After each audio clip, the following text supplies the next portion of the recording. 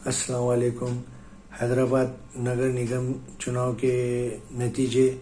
पूरी तरह सामने आ चुके हैं और इन नतीजों में एक और जहां एमआईएम ने अपना गढ़ कायम रखते हुए फिर एक बार 44 सीटों पर अपनी जीत दर्ज कराई है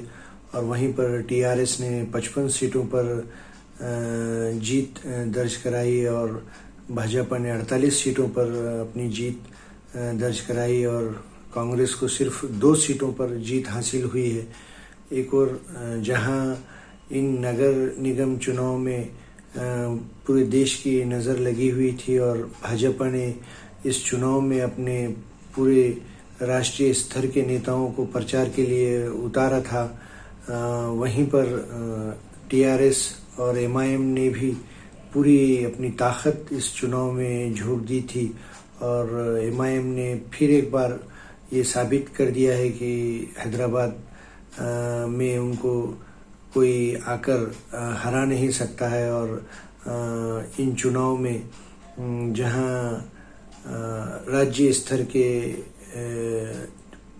नेताओं के साथ साथ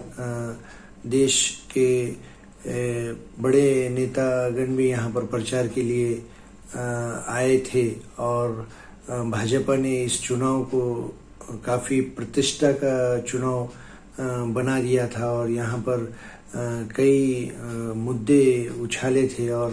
हैदराबाद का नाम भी बदलने की यहाँ पर घोषणा की गई थी और फिर एक बार एमआईएम ने एक बड़ी जीत यहाँ पर दर्ज कराई और पार्टी के राष्ट्रीय अध्यक्ष सांसद असदुद्दीन अवैसी और विधायक अकबरुद्दीन अवैसी ने पूरी ताकत इस चुनाव में लगा दी थी। वहीं पर महाराष्ट्र से पार्टी के औरंगाबाद के सांसद इम्तियाज जलील, महाराष्ट्र के कार्याध्यक्ष डॉक्टर गफ्फार खादरी, माजी प्रदेश अध्यक्ष सैयद मोइन, मराठवाड़ा के अध्यक्ष फिरोज लाला ने अपनी पूरी टीम के साथ वहां पर प्रचार किया था और एमआईएम के लिए वोट मांगे थे और इन लोगों को वहां पर काफ़ी कामयाबी हासिल हुई और फिर एक बार एमआईएम ने ये साबित कर दिया कि हैदराबाद की जनता उनको दिल से प्यार करती है और उनके कामों की प्रशंसा करती है और एमआईएम ने एक बड़ी जीत यहाँ पर हासिल की है। और ऐसा नहीं है कि एमआईएम पार्टी से सिर्फ मुस्लिम उम्मीदवार ही चुनकर आए हैं,